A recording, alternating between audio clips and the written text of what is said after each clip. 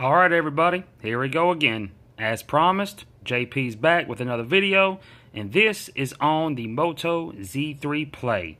This is the Amazon Prime Edition, but as some know, I actually didn't know this. I read something about it a couple of months ago, but wasn't entirely sure. I just thought they meant about the lock screen, that they were doing away with the ads on the lock screen for the so the fingerprint sensors would actually work on some of their other phones. But they actually did away with the ads altogether and just preload their phones with their apps, which you can disable. You can't uninstall, but you can disable. That actually explains a lot to me, because I was wondering why their discounts on a lot of their newer Prime exclusive phones weren't as cheap as they used to be. They're not as deep, I mean. Well, this phone is 10% off. It's $450 for Prime members instead of $500. And you know, it's a little steep given the specs. Even at $450, I think $400 would have been more of the sweet spot. But you know what? It is still a fantastic phone. It really is. A lot of people are wondering if Asus is going to bring the regular Zenfone 5 to the States with the Snapdragon 636. They have the 5Q with the Snapdragon 630 on the website. It's actually been for sale for about a month now. They have the 5Z finally listed with the Snapdragon 845, which is what I'm using to record this right now.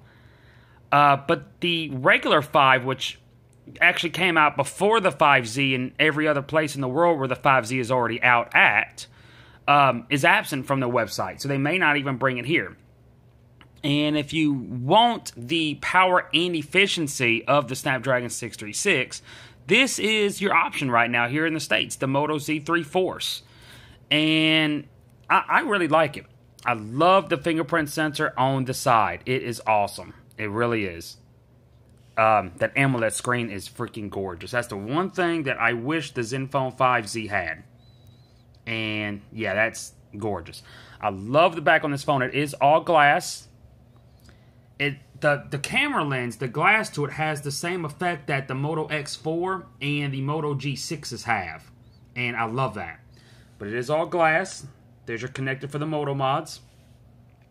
I'm really digging that fingerprint sensor on the side. It is really nice. I really like it.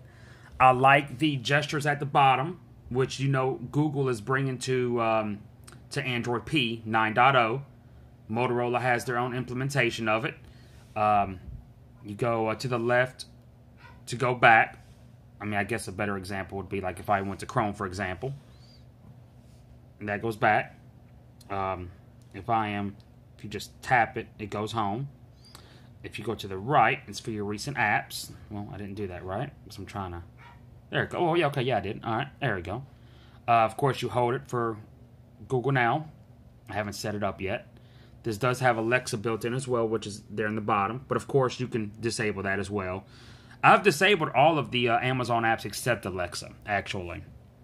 But this is everything in the box. Your turbocharger, your USB Type-C cable, your USB Type-C to your 3.5mm headphone jack. This is your box right here, of course. Motorola, Moto Z3 Play. It's empty. The contents where all of the charger and everything else came from. This was on top right here.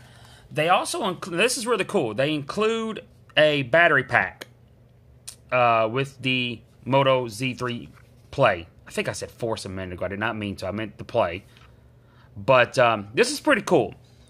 A lot of people were disappointed out of the Z2 Play and even the Z3 Play because they felt like Motorola kind of downgraded because the original Z Play had such a big battery. A lot of people kind of felt like they were milking the Moto mod cow because the Z2 came out with a much smaller battery, not that much more powerful of a processor. It went from the Snapdragon 625 to the 626. Big deal. So they just kind of felt cheated. And I totally agreed with that. Definitely agreed with that. Let me kind of refocus my camera here. But the Z3 Play, it has the same size battery as the Z2 Play. Not as big as the original Z Play, but Motorola kind of made up for that because they included the battery, a battery mod. The phone itself has a 3,000 milliamp battery, and the mod is 2,000. So you're essentially getting 5,000 milliamps out of the box, and it's a very minimalistic battery pack. It's very thin to go with a thin phone. So it doesn't really add a whole lot of thickness. Well, yeah, okay, I guess it kind of does, but it's really not that bad. It's really not at all. The facial recognition works really good on it as well. It works about as fast as the ZenFone 5Z works. But yeah, the Moto mod is you know, the battery pack. It's nice to include that. I have the controller mod somewhere around here. I bought it when I got the Z2 Force. Even though I didn't keep the Z2 Force very long, I kept the controller mod. I have it here somewhere. I may do a separate video on it. It has cool little LED lights in the back, kind of like a lot of these gaming phones that are coming out. So I think it adds a very nice touch to the Z3 Play, or it would anyway. I haven't actually done it yet myself. I have it here somewhere. I will. As you can see, I haven't even set the phone up. So I've barely even touched it. I just let it charge. But yeah, it's great. Facial recognition, again, works great. That fingerprint sensor on the side is freaking phenomenal. I love that. Perfect placement. Perfect placement. There's a patent dispute somewhere along the lines here in the US, which is why it doesn't double as the power button. But there's ways to get the screen to light up without having to hit the power button.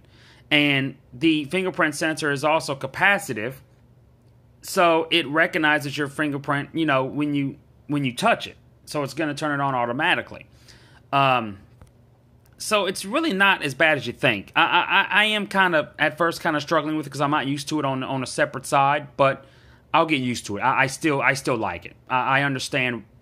I mean, it'll be kind of hard to have all four on one side. The volume rockers, the power button, and the fingerprint sensor. Especially if you can't integrate the fingerprint sensor into the power button. So it makes sense. It wasn't Motorola's fault. There's a patent dispute there for whatever reason. Sony's been struggling with it for quite a few years now. But this is where the mod came in. That was in the box there as well. Just showing y'all generally everything here. But again, it's great. I really like it. I really do. Again, I think the sweet spot would be 400, even with the mod. And that's, well,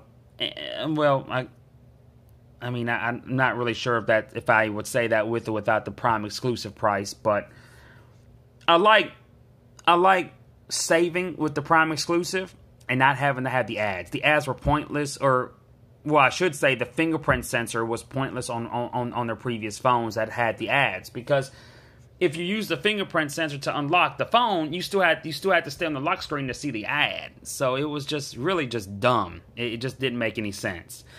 They just raised the prices by $20 and upgraded the firmwares, or updated the firmwares, I should say, on the previous phones, to my understanding. And then, the phones now just don't come with as heavy of a discount. But this phone, it works on every carrier. Verizon, Sprint, AT&T, and T-Mobile, which is awesome. I love the gestures, like Android, like it has Android P already. Again, I've raved about the fingerprint sensor. It is fast. The Snapdragon 636 is every bit as fast as it was on the ZenFone 5 that I used before the 5Z and the OnePlus 6. It's the same processor within the phone that Jay Will raves about. I'm really not interested in the Z3 flagship. I kind of feel like in the whole flagship thing with the Snapdragon 845, I kind of feel like Asus definitely has that in the hole, especially against Motorola with the ZenFone 5Z. But as far as the 636 Snapdragon, this Moto Z3 Play is really where it's at. I do love the mod ecosystem. I obviously have the gaming controller, like I said, so I am somewhat invested in it.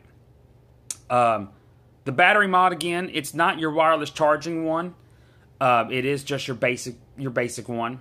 What do you expect? But I love the glass design on the Moto Z3 Play. I love that it... let me see if I can do this with one hand. I may not be able to. I was. But I love that glass build right there. I really do. And I love how it has that camera lens effect like the Moto X4 and the new Moto G6s have. But I hope y'all enjoyed this video. Hit me up with some questions. I'll try to do some more on the performance of it. And don't forget to check out the video I did on the Zenfone 5Z. I did that a couple nights ago. Y'all check it out. And y'all have a good night. Have a good weekend. Peace.